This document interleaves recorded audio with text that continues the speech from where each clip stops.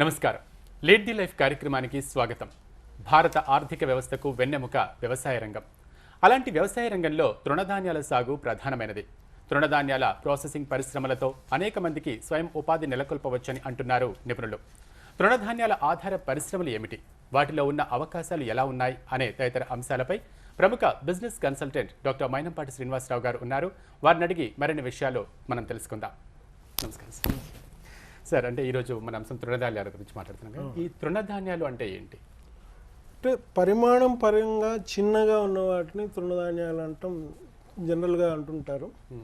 And ఇంకోటి ఏంటంటే ఇది బయట వెరైటీస్ అయితే చాలా ఉంటాయి, మోర్ దాన్ 25-30 ఉంటాయి. కాకపోతే ఎక్కువ పాపులర్ ఐటమ్స్ ఏంటంటే రాగులు, సజ్జలు, జొన్నలు, సామలు, కొర్రలు అని, అరికెలు అని, వరిగలు, ఊదలు, కొన్ని చోట్ల కోడి సామలు అని కూడా అంటుంటారు అనమాట. ఇవి ఎక్కువగా కల్టివేట్ అయ్యేటువంటి తృణధాన్యాలు అంటారు మన ఏరియాలో. అంటే ఇప్పుడు మొత్తం కంట్రోల్ తీసుకుంటే మోర్ దాన్ 65-70 ఉంటాయి అన్నమాట. అంటే ఎక్కడ ఇవేంటంటే ఇవి సహజంగా కొంత వాటంతట అవి అడవి ప్రాంతాల్లో పెరిగేటువంటి వాటిని ఆహారానికి ఉపయోగించినప్పుడు వాటిని తృణధాన్యాలుగా అంటే సైజ్ వైజ్ కూడా చాలా చిన్నగా ఉంటాయి. ఇప్పుడు రాగులు ఉన్నాయి, చాలా మైన్యూట్గా ఉంటాయి కదా, అలాంటి ఒకటిని తర్వాత నెగ్లిజిబుల్ ఎఫర్ట్స్ తోటి వచ్చేవి అని కూడా చెప్పొచ్చు.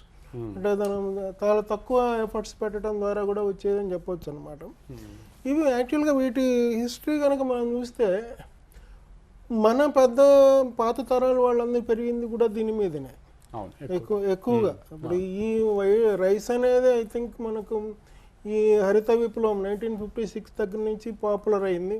తర్వాత హైబ్రిడ్ వెరైటీస్ రావటం ఇది జరిగింది అనమాట. అంతకుముందు మెయిన్ ఏంటంటే ఒకటి, ఇప్పుడు క్వాలిటీ ఆఫ్ ది లైఫ్ కూడా అంతకుముందుతో కంపేర్ చేస్తే ఇప్పుడు మనం ఏదో లైఫ్ అయితే ఏదో పెరిగింది కానీ బట్ క్వాలిటీ లేదనే చెప్పచ్చు. సాటిస్ఫాక్షన్ కానీ హెల్త్ పరంగా కానీ ఇదనమాట. కారణం ఏంటంటే అప్పట్లో ఈ తృణధాన్యాల యూసేజ్ ఎక్కువగా ఉండేది. అసలు బేసిక్గా తృణధాన్యాలు అప్పట్లో రావటానికి కూడా కారణం ఏంటంటే వీటికి పెద్ద ఎఫర్ట్స్ పెట్టక్కర్లేదు. కరువు పరిస్థితులను కూడా తట్టుకొని పెరుగుతాయి. తర్వాత మినిమం వాటర్ ఉంటే చాలు. అందుకని స్పొరాడిక్ రైన్ అంటారు కదా, అలా అప్పుడప్పుడు వర్షాలు పడిపోతున్నా కూడా పంట వచ్చేస్తుంది. తర్వాత 60 days నుంచి 90 days లోపలే క్రాప్ వస్తుంది, తక్కువ పీరియడ్లో వస్తుంటుంది. తర్వాత తక్కువ పని వర్కర్స్ కూడా అవసరం ఉంటుంది, ఇప్పటి మాదిరి అవసరం లేదు. తర్వాత ఈ మోడర్న్ ఫెర్టిలైజర్స్, పెస్టిసైడ్స్ అవసరమే ఉండదు అసలు. అండ్ తెగుళ్ళను, అదే కీటకాలను కూడా ఇవి తట్టుకొని నిలబడగలవు అనమాట. అంటే ఎలాంటి వాతావరణ పరిస్థితులకైనా ఇవి తట్టుకొని నిలబడగలవు అనమాట. అండ్ అందువల్ల ఏమంటే రైతులకు వ్యవసాయ ఖర్చులు కూడా తక్కువగా ఉండేవి. ఇప్పుడు రైతులు చూసారు కదా, మనం చూస్తూనే ఉంటాం, ఎకరాకు 2 లక్షలు 2 లక్షలు అలా పెడుతూనే ఉంటారు. తర్వాత మార్కెట్లో రేట్లు పడిపోతాం, తర్వాత దానివల్ల మళ్ళీ ఈ ఎన్నో అడ్వర్స్ ఆత్మహత్యలు ఇట్లా వచ్చేస్తుంది అనమాట. అప్పట్లో అసలు రైతు ఆత్మహత్య అనేది అసలు మనం వినేవాళ్ళం కాదు. కారణం ఏంటంటే అసలు అంత అవసరం లేదు అక్కడ. వాళ్ళ మినిమం ఎఫర్ట్స్ తోటి వాళ్ళకు ఈల్డ్ వస్తుంది, అది దాంట్లో సంతృప్తికరంగా వాళ్ళు జీవితాలు గడిపేవారు అనమాట. కానీ ఇప్పుడు పరిస్థితులు మారిపోయినాయి. అసలు ఇంకా మనం తృణధాన్యాలు మళ్ళీ మనం ఎందుకు ఇప్పుడు మళ్ళీ ఈ వాస్తవం చెప్పంటే ఈ మధ్య తృణధాన్యాల యూసేజ్ మళ్ళీ పెరుగుతుంది. ఇప్పుడు ఈ లైఫ్ స్టైల్ ఎక్కువగా వాటికి ఇంపార్టెన్స్ కూడా. కారణం ఏంటంటే ఈ కొత్త లైఫ్ స్టైల్ కొత్త రోగాలను తీసుకొచ్చింది. అండ్ ఈ దానివల్ల ఏమవుతుందంటే మళ్ళీ back to the previous traditions ఉన్నాయి, వాటికి పోవాలని ట్రై చేస్తున్నారు. కాకపోతే ఏమవుతుందంటే పాత తరం వాళ్ళు తిన్నటువంటి రాగి అన్నము, లేకపోతే రాగి సంగటో లేకపోతే జొన్న సంగటో తినమంటే మన వాళ్ళు తినలేరు. అందుకని వీళ్ళకు కొత్త టెక్నాలజీని అడాప్ట్ చేసి మోడర్న్ ఫుడ్స్ను ఈ తృణధాన్యాలతో తీసుకురావటం అనేది కొత్త ట్రెండ్ అనమాట. దాని మీద ఎంతో R&D జరుగుతున్నది. ఎన్నో రీసెర్చ్ ఆర్గనైజేషన్స్ కూడా కొత్త ఫార్ములాస్ అవి డెవలప్ చేస్తున్నాయి అన్నమాట. ఈరోజు మన కార్యక్రమం బేసిక్ ఉద్దేశం కూడా అదే అనమాట. దానికి వెళ్ళటానికి ముందర అసలు బేసిక్గా ఈ తృణధాన్యాల ప్రాధాన్యత ఏంటి ఆహార పరంగా అని మనం చూస్తే, బేసిక్గా ఏంటంటే బియ్యము గోధుమలతో కంపేర్ చేసినప్పుడు దీంట్లో పోషక విలువలు ఎక్కువగా ఉంటాయి. తర్వాత ప్రోటీన్స్, ఫైబర్స్, మినరల్స్, కాల్షియం అంటే అనేక అనుకూలమైనటువంటి పోషక విలువలు దీంట్లో ఉన్నాయన్నమాట. దీనివల్ల ఏమవుతుందంటే బాడీకి ప్రయోజనాల పరంగా మనం చూస్తే అజిత్ ఇండైజేషన్ అనేది ఉండదు వీటి తినటం వల్ల. తర్వాత దీర్ఘకాల జీవనం సాధ్యమవుతుందన్నమాట. అండ్ రోగ నిరోధక శక్తి పెరుగుతుంది. అండ్ తర్వాత వాతావరణ పరిస్థితులను తట్టుకునే శక్తి ఇస్తుంది అనమాట. మనం జనరల్ చూస్తూనే ఉంటాం కదా, వాతావరణం మారిందంటే వీళ్ళందరికీ ఫ్లూ, జ్వరాలు, జలుబులు, తుమ్ములు వచ్చేది. అప్పట్లో అదంత ఉండేది కాదు, ఎందుకంటే మనం తినే ఆహారంలోనే ఆ రెసిస్టెన్స్ వస్తుంది అనమాట. అప్పట్లో మానసిక ప్రశాంతత ఉంటుంది. తర్వాత మధుమేహం దరిచేరదు. షుగర్ అనేది ఈ మధ్య పాపులర్ అయిన డిసీజ్ అనమాట. అది షుగర్ ఉన్న వాళ్ళు కూడా ఎక్కువగా ఇప్పుడు వీటికి వచ్చేస్తున్నారు. అట్లాగే గుండెపోటు, మైగ్రేన్ ఇట్లాంటి ప్రాబ్లమ్స్ వచ్చే అవకాశం లేదు. బీపీ అనేది అసలు ఉండే అవకాశం లేదు. ఎందుకంటే దాంట్లో ఉన్నటువంటి తృణధాన్యాల్లో ఉన్నటువంటి ఆ ప్రోటీన్స్ కానీ మినరల్స్ కానీ అవి బాడీకి తగ్గట్టుగా అవి సూట్ అయిపోతాయి కాబట్టి ఈ కొత్త రోగాలు వచ్చే అవకాశం లేదనమాట. అట్లాగే ఎలర్జీలు కానీ ఇట్లా ఏమి ఉండవు. అండ్ ఓవరాల్గా సమగ్రమైనటువంటి ఆరోగ్య వృద్ధికి ఇవి తోడ్పడతాయి అన్నమాట.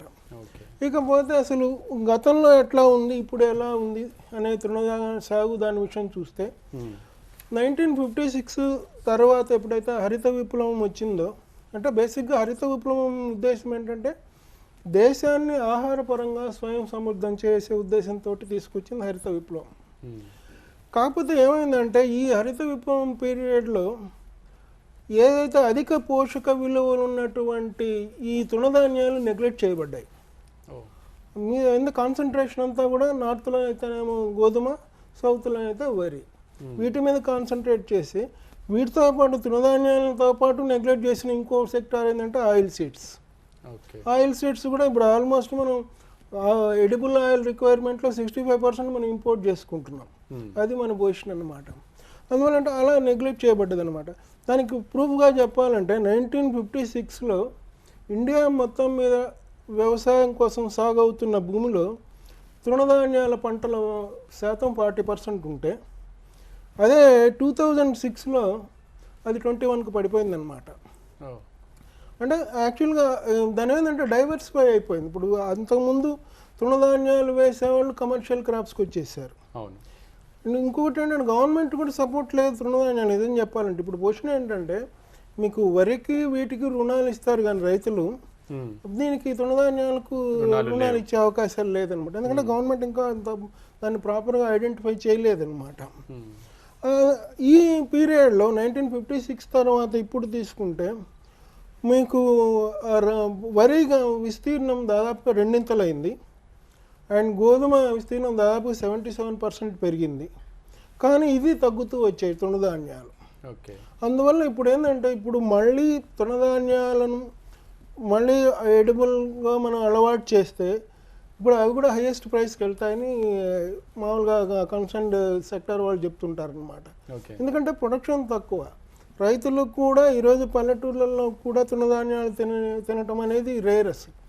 ఒకప్పుడు పండుగలకు రైస్ తినేవాళ్ళు, ఇప్పుడు ఏంది రూపాయికి ₹10 సప్లై చేసి వాళ్ళని యాక్చువల్లీ దానివల్ల వాళ్ళు నిర్వీర్యం చేస్తున్నారు. ఇప్పుడు చూడండి వాళ్ళ స్ట్రెంగ్త్ కూడా తగ్గిపోతుంది.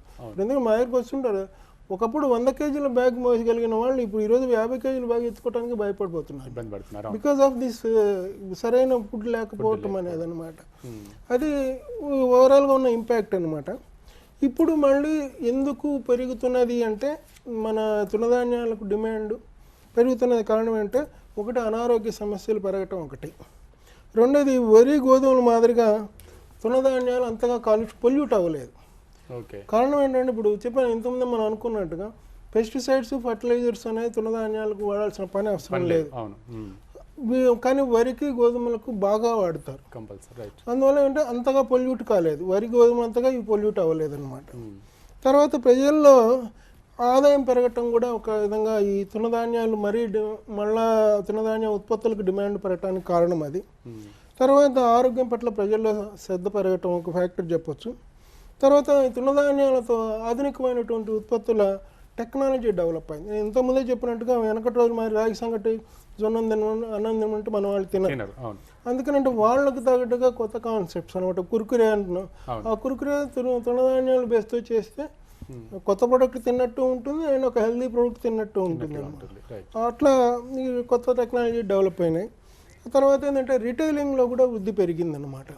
అంటే సూపర్ మార్కెట్స్ ఇట్లాంటివి రావటం అండ్ రిటైల్ అడ్వర్టైజ్మెంట్స్ ఇలాంటివి రావటం, వీటితోటి రిటైల్ మార్కెట్ కూడా బాగా పెరగటం వల్ల మరలా తృణధాన్యాలు వాటి ఉత్పత్తులకు డిమాండ్ పెరుగుతుందని మనం చెప్పవచ్చు. అంటే ఇప్పుడు ప్రస్తుతం అంటే నెలకొన్న ఇప్పుడు ఈ రైతుల దయనీయ స్థితి ఒకటి ఉంది. అంటే ఇప్పుడు మనం చెప్పుకున్నట్టుగా ఈ రైతులకి ఈ తృణధాన్యాలు పండించడం వల్ల అంటే వాళ్ళను లాభాల్లోకి అంటే ఒకటి ఖచ్చితంగా అవకాశం. ఎందుకంటే ఇప్పుడు ఈ పంటలు వేయటం వల్ల ఇప్పుడు ఏదైతే వరి తర్వాత ఈ వాణిజ్య ఎక్కువ పెట్టుబడి పెట్టాల్సిన అవసరం వచ్చిందనమాట. కానీ దీనివల్ల అది అవసరం లేదు. అట్లీస్ట్ అందువల్ల అంటే కనీసం ఒక క్రాప్ అన్న, అది కూడా ఇవి తక్కువ పీరియడ్ క్రాప్స్, ఇవి ఒక క్రాప్ అన్న వేసుకుంటే కొంతవరకు వాళ్ళు సస్టైన్ కాగలరు అసలు. అంతేగాని ఇప్పుడు ఎందుకంటే ఇప్పుడు ఈరోజు మనం చెప్పకూడదని టమాటా పొజిషన్ చూడండి, ₹10 వచ్చేసింది. మీరు మార్కెట్లో వదిలేసి వెళ్ళిపోయే పొజిషన్లో ఉన్నారు. బట్ నేను రీసెంట్గా స్టడీ చేసిన దాని ప్రకారం ఎకరాకు ఆల్మోస్ట్ 80,000 నుంచి 1,60,000 వరకు ఖర్చు పెడతారట రైతులు. అలాంటి పొజిషన్లో ఉన్నారు అనమాట. ఇప్పుడు వాళ్ళకి మరి ₹10 ఇస్తే ఎలా కుదురుతుంది? రూపాయి ఇచ్చినా కూడా వచ్చేది 30 టన్నులే. అందువల్ల 30,000 కన్నా ఎక్కువ రాదనమాట. అంత దయనీయ పొజిషన్. కానీ ఇలాంటివి పంటలు కనుక వాళ్ళు మళ్ళీ టేకప్ చేయగలిగితే మన మోడర్న్ సమాజానికి సరైన ఆహార ఉత్పత్తులు సప్లై చేయటంతో పాటు వాళ్ళు కూడా హ్యాపీగా ఉండొచ్చు అని చెప్పచ్చు. Right sir. అంటే తృణధాన్యాల ఆధారిత పరిశ్రమలు అని అంటారు కదా, వాటిని అంటే వేటిని అనవచ్చు అంటారు? అంటే తృణధాన్యాలు బేస్ చేసుకొని చేసేటువంటి ప్రొడక్ట్స్ని మనం తృణధాన్యాల ఆధార పరిశ్రమలు అంటారు. వీటిల్లో చాలా ఒకటి బేసిక్ ప్రొడక్ట్ మిల్లింగ్ ఒక యాక్టివిటీ ఉంటుంది, and various value added products అని అంటారు. ఆ వాల్యూ యాడెడ్ ప్రొడక్ట్స్ కూడా మనం చూద్దాం. ఇప్పుడు బేసిక్గా మనం తృణధాన్యాల మిల్లింగ్ అనేది ఒక యాక్టివిటీ అనమాట. అంటే పొట్టు తీసే పరిశ్రమ. జనరల్గా మీకు పల్లెటూరు నుంచి వస్తే మీకు తెలుస్తుంది, జొన్నలు ఉన్నాయి, 2 సార్లు రోట్లో వేసి తొక్కితే కానీ అది తినడానికి పనికిరాదు. ఎందుకంటే దాని పైన ఉండే లేయర్ హార్డ్గా ఉంటుంది, అది పోతే కానీ మన వాళ్ళు వండుకోవటానికి కుదరదు. ఇప్పుడు దానికి కొత్త టెక్నాలజీ వచ్చింది, మెషినరీ వచ్చిందనమాట. అది కనుకైతే గంటకు 100 kgల కెపాసిటీలో వీళ్ళు 10 లక్షలతో మొదలు పెట్టచ్చు. అంటే సింపుల్ అనమాట. దాంట్లో రాగులకు జనరల్గా డీహల్లింగ్ అవసరం లేదు. మిగతా వాటికి సజ్జలకు కానీ జొన్నలకు కానీ కొర్రలకు కానీ పైన ఉండేటువంటి లేయర్ తీసారు. అంటే దాని చెప్పాలంటే మన రైస్ మిల్లింగ్ ఎలా చేస్తారో ఇట్లాగే ఇది తృణధాన్యాల మిల్లింగ్ అంటారు. ఇది 100 kg/h కెపాసిటీలో 10 లక్షల్లో మొదలు పెట్టచ్చు. అట్లాగే తృణధాన్యాల మిల్లింగ్ మరియు పౌడర్ తయారీ. ఇప్పుడు జనరల్గా ఇక్కడ 2 యాక్టివిటీస్ అనమాట. తృణధాన్యాలు ఏదైతే పైన డీహల్లింగ్ చేసిన వాటిని 5 kg 10 kg బ్యాగులు తయారు చేసి మార్కెట్కి వెళ్ళటం ఒకటైతే, వాటిని పౌడర్ చేసి సూపర్ మార్కెట్కి సప్లై చేసుకోవటం ఒక కాన్సెప్ట్ అనమాట. ఇప్పుడు దీంట్లో ఆ 2 ఉంటాయి అన్నమాట. ఇవి 100 kg/h కెపాసిటీలో 12 లక్షల్లో ఇది మొదలు పెట్టచ్చు. అలాగే తృణధాన్యాలు సేమియా నూడిల్స్ తయారీ పరిశ్రమ. ఇవి మనం ఇంతకుముందు చెప్పినట్టు ఏంటంటే తృణధాన్యాలతోటి కొత్త ప్రొడక్ట్ చేయగలిగితేనే కన్జ్యూమర్ యాక్సెప్టెన్స్ ఉంటుంది. అందుకని ఆరోగ్యం మంచిదని చెప్పి ఎలా పడితే అలా తినమంటే మన వాళ్ళు తినరు. అందువల్ల ఏంటి సేమియా నూడిల్స్ అనేది ఈ లేటెస్ట్ ప్రొడక్ట్ కాబట్టి ఈ సేమియాని ఎట్లా వాడతారు? ఇప్పుడు మన సేమియా వాళ్ళు ఉప్మాకు తయారు చేయడానికి లేకపోతే పాయసం తయారు చేయడానికి వాడతారు. అట్లాగే నూడిల్స్ ఇలా వాటిని కూడా ఇప్పుడు తృణధాన్యాలతో చేయొచ్చు అనమాట. కాకపోతే ఏంటంటే వీటిలో 15 to 20% గోధుమ పిండి కానీ మైదా పిండి కానీ కలిపితే కానీ ఇది మిషనరీలో ఎక్స్ట్రూడ్ అవ్వదు. ఎందుకంటే ఆ గమ్మింగ్ ప్రాపర్టీస్ మనం అంటే ఏమంటారు కలిసి ఉండటం అనేది ఉంటాం కదా, జిగట్టం జిగట అనేది వీటిలో ఉండే అవకాశం లేదు. కాబట్టి మనం ఒక 15 to 20% మైదా పిండి కానీ గోధుమ పిండి కానీ కలిపితే కానీ మిషనరీలో ఇవి రావన్నమాట. ఇవి కనుకైతే రోజుకు 150 kgల కెపాసిటీలో 15 లక్షల్లో మొదలు పెట్టచ్చు. 15 లక్షలు. ఇప్పుడు తర్వాత ఇప్పుడు తృణధాన్యాల బేకింగ్ బిస్కెట్లు, బేకరీ ప్రొడక్ట్స్ ఏవైతే ఉన్నాయో వాటిలో జనరల్గా గోధుమ పిండి మైదా పిండి వాడతారో వాటికి సబ్స్టిట్యూట్గా ఈ తృణధాన్యాల పిండిని వాడటం అనేది ఈ కాన్సెప్ట్ అనమాట.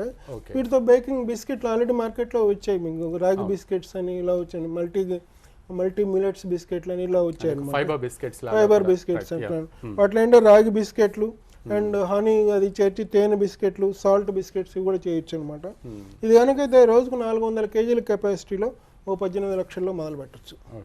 అట్లాగే తృణధాన్యాలు బేకరీ ఉత్పత్తులు అంటే బ్రెడ్ అండ్ కేక్స్ తయారీ కూడా చేయొచ్చు అనమాట. ఆల్రెడీ ఉన్నాయి మార్కెట్లో. ఇవి మామూలుగా ఇప్పుడు బ్రెడ్ అంటే జనరల్గా గోధుమ పిండితో చేస్తారు, గోధుమలతో చేస్తారు అనమాట. దాంట్లో ఆ గోధుమల క్వాంటిటీ తగ్గించేసి వీటి తృణధాన్యాల పౌడర్స్ యాడ్ చేయడం ద్వారా చేస్తారనమాట. ఇది కనుకైతే 1000 breads per day and 1000 cakes per day కెపాసిటీలో ఒక 20 లక్షల్లో మొదలు పెట్టచ్చు అనమాట. ఓకే. అట్లాగే తృణధాన్యాలతో రోటీ తయారీ, ఓకే. అంటే మామూలుగా రాగి రొట్టె, జొన్న రొట్టె, సజ్జ రొట్టెలు, దాంతో సేమ్ మిషనరీలో చపాతీలు కూడా చేయొచ్చు. ఇంతకుముందు చెప్పినట్టు 100% తృణధాన్యాల ఫ్లోర్ సరిపోదు కనుక 15 to 20% గోధుమ పిండి కానీ మైదా పిండి కలుపుతారనమాట. ఇది గంటకు 300 రొట్టెల కెపాసిటీలో ఒక 25 లక్షల్లో మొదలు పెట్టచ్చు. అట్లాగే తృణధాన్యాలు ఫ్లేక్స్, అటుకులు, జోవార్ ఫ్లేక్స్ మీకు మార్కెట్లో కనిపిస్తూనే ఉంటాయి. ఇవి కనుక అయితే ప్రధానంగా జోవార్ ఫ్లేక్స్ ఏవైతే ఉన్నాయో ఇప్పుడు మన వాళ్ళు ఇంపోర్ట్ చేసుకునేటువంటి ఓట్స్ కన్నా కూడా బెటర్ ప్రాపర్టీస్ ఉన్నాయి. ఇప్పుడు మన ఓట్స్ అని యాక్చువల్లీ మన క్రాప్ కాదు, అంత ఇంపోర్టెడ్ అది. దానికన్నా కూడా బెటర్ ప్రాపర్టీస్ ఈ జోవార్ ఫ్లేక్స్లో ఉన్నాయన్నమాట. అవి కనుకైతే రోజుకు 2 టన్నుల కెపాసిటీలో ఒక 45 లక్షల్లో ఇండస్ట్రీ మొదలు పెట్టచ్చు. ఇవన్నీ కొత్త ఇండస్ట్రీస్. ఈ యూత్ దీన్ని వాళ్ళు టేకప్ చేసి ప్రాపర్గా ప్రమోట్ చేసుకుంటే మంచి అవకాశాలు అని చెప్పొచ్చు. అట్లాగే తృణధాన్యాలతో కుకీస్ అంటే మామూలుగా ఇది కూడా బేకింగ్ ప్రోడక్ట్, ఇది బేకరీ ప్రోడక్ట్. ఇది దీన్ని మామూలుగా రాగులు, సామలు అంటే లిటిల్ మిల్లెట్స్ అంటారు, వాటితోటి కుకీస్ చేస్తారు. ఇవి రోజుకి 500 కేజీల కెపాసిటీలో ఒక 20 లక్షల్లో మొదలు పెట్టచ్చు. అట్లాగే మల్టీగ్రెయిన్ మిల్లెట్ ఆట, గోధుమ పిండి. మన ఆట అంటే జనరల్గా మన వాళ్ళం గోధుమ పిండి అనుకుంటాము, కాకపోతే ఏంటంటే దీంట్లో గోధుమ కూడా ఉంటుంది కానీ మిగతా ఒక 80% చేరుస్తాం. మల్టీ మిల్లెట్ అనమాట. ఇది కనుక దీంట్లో జనరల్గా ఏంటంటే తృణధాన్యాలు ఉంటాయి, పల్సెస్ ఉంటాయి, సీరియల్స్ ఉంటాయి అన్నమాట. ఇవి అన్నీ కలిసి ఉంటుంది కాబట్టి హెల్దీ. ఇప్పుడు నవధాన్యాలతోటి ఆట వస్తుంది కదా, అవన్నీ ఇవి అనమాట. ఇవి రోజుకి 500 కేజీల కెపాసిటీలో 15 లక్షల్లో మొదలు పెట్టచ్చు. తర్వాత మల్టీగ్రెయిన్ మిల్లెట్ పాస్తా అనేది యాక్చువల్గా ఇప్పుడు ఇంకా సిటీస్లో ఉన్న ప్రోడక్ట్, అది ఇంకా రూరల్ సైడ్ వెళ్ళలేదు, బట్ ఇప్పుడే పాపులర్ అవుతున్నది హైదరాబాద్ ఇట్లాంటి చోట అనమాట.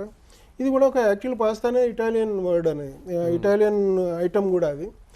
దాన్ని ఏంటంటే మనం బ్రేక్ఫాస్ట్ చేసినట్టుగా మన ఉప్మా ఎలా చేస్తారో దాన్ని కూడా కుకింగ్ చేసి వెజిటబుల్స్ ఇవన్నీ యాడ్ చేసి మసాలా యాడ్ చేసి తింటుంటారు. దాంట్లో అట్లాగే మిల్లెట్స్ తోటి కూడా పాస్తా చేయొచ్చు అనమాట. ఇది 150 kgs పర్ డే కెపాసిటీలో ఒక 15 లక్షల్లో మొదలు పెట్టచ్చు. అదే కనుక ఇదే పెద్ద ప్రాజెక్ట్ గంటకు 100 కేజీల కెపాసిటీలో అయితే ఒక 65 లక్షలు అవుతుందన్నమాట. ఇదే పాస్తా ఇండస్ట్రీ అనమాట. అట్లాగే తృణధాన్యాల బ్రెడ్, రస్క్ అనేది మన హార్డ్గా ఉంటుంది, అంటే ఇది డబల్ టోస్టెడ్ అనమాట. రెండోసారి దాన్ని టోస్టింగ్ చేయడం వల్ల హార్డ్గా తయారవుతుంది. దాని షెల్ఫ్ లైఫ్ 4 నెలలు ఉంటుంది అనమాట. ఇది కనుక అయితే రోజుకు 1000 కేజీల కెపాసిటీలో ఒక 60 లక్షల్లో మొదలు పెట్టచ్చు. అట్లాగే తృణధాన్యాల డయాబెటిక్ మిక్స్, ఇది ఒక పౌడర్ అనమాట. ఇది జనరల్గా వీళ్ళు పాలల్లో వేసుకొని తాగితే వాళ్ళ హెల్త్ వైజ్ మంచిది అనమాట. ఇది 360 కేజీలు పర్ డే కెపాసిటీలో ఒక 13 లక్షల్లో మొదలు పెట్టచ్చు. అట్లాగే తృణధాన్యాల స్పోర్ట్స్ ఫుడ్ మిక్స్, అంటే ఇది యాక్చువల్గా స్ట్రెంగ్త్ని ఇచ్చేటువంటి ఎవరైతే స్పోర్ట్స్ పర్సన్స్ ఉంటారో అలాంటి వాళ్ళకి వాళ్ళు దే రిక్వైర్ ఎక్కువ ఇంకా స్ట్రెంగ్త్ ఎనర్జీ కావాలన్నమాట. ఒక విధంగా చెప్పంటే ఎనర్జీ ఫుడ్ మిక్స్ అనమాట. ఫుడ్ మిక్స్ ఇది ఏంటంటే మామూలుగా పాలలో అది కలుపుకొని తాగుతారనమాట. ఇవి కనుక రోజుకు 216 కేజీల కెపాసిటీలో 10 లక్షల్లో మొదలు పెట్టచ్చు. అట్లాగే కొర్రల దోశ మిక్స్, కొర్రలు అంటే ఫాక్స్ స్టైల్ మిల్లెట్స్ అంటారు. కొర్రలు తెలుసా మీకు? యాక్చువల్గా అది పల్లెటూరు ఉంటే కానీ తెలియదు మాలాంటి వాళ్ళకు. కొర్రలు అనేవి చాలా ఇంకా రాగుల కన్నా ఇంకా చిన్నగా ఉంటాయి, దాని కొద్దిగా పసుపు కలర్లో ఉంటాయి. మనం డీహల్లింగ్ చేసిన తర్వాత ఆల్మోస్ట్ వైట్గా వస్తాయి అనమాట. అవి చాలా హెల్దీ అనమాట. అది దాని నుంచి దోశ మిక్స్ తయారు చేయటం అనమాట కొర్రలతోటి. అది రోజుకు 300 కేజీల కెపాసిటీలో ఒక 20 లక్షల్లో మొదలు పెట్టచ్చు. అట్లాగే సామలు, లిటిల్ మిల్లెట్స్. సామలు యాక్చువల్లీ తెలంగాణలో ఎక్కువగా సామల్ని వాడుతుంటారు.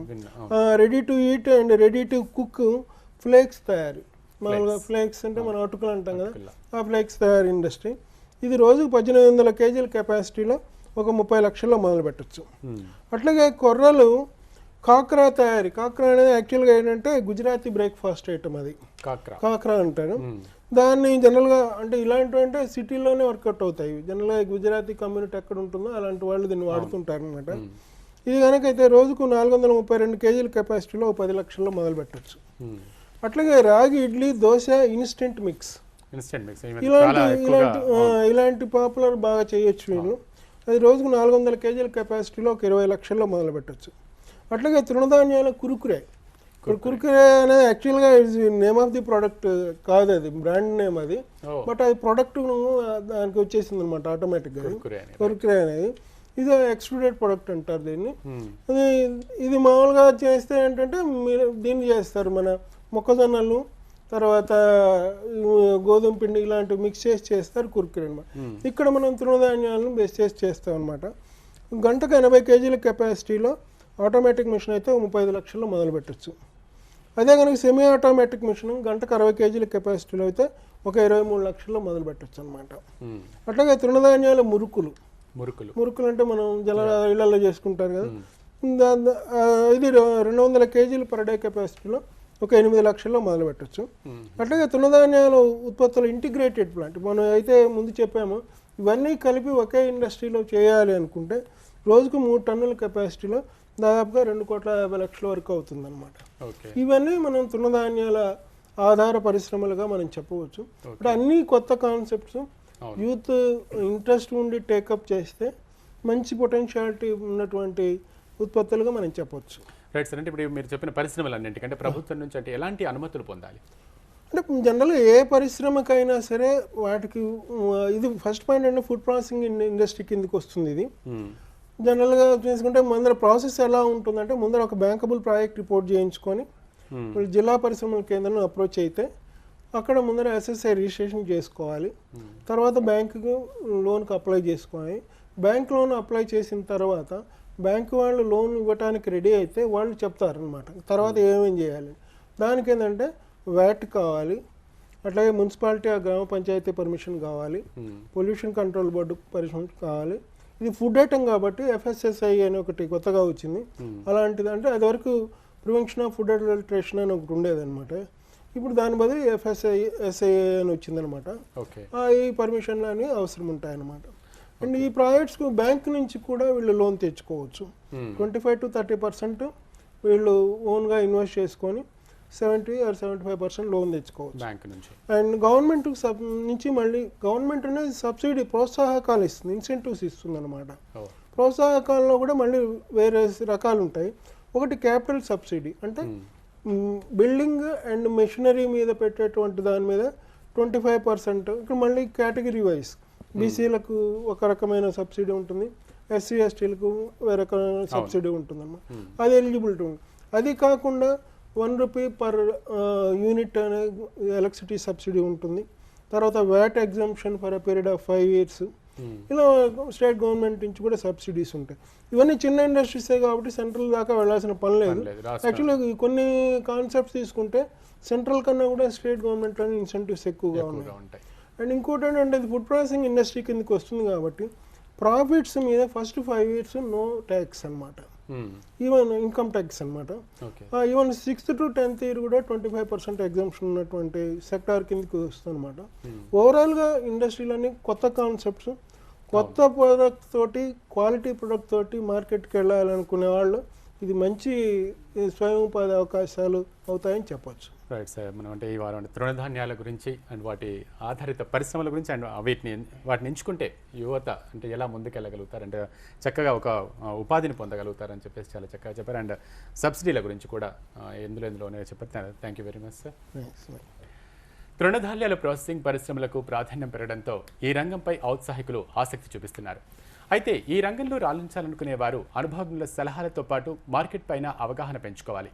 ఇది ఈ వారం లీడ్ ది లైఫ్. వచ్చే వారం మరో అంశంతో మళ్ళీ కలుద్దాం. అంతవరకు సెలవు. నమస్తే. చూస్తూనే ఉండండి Deccan TV, voice of Telangana.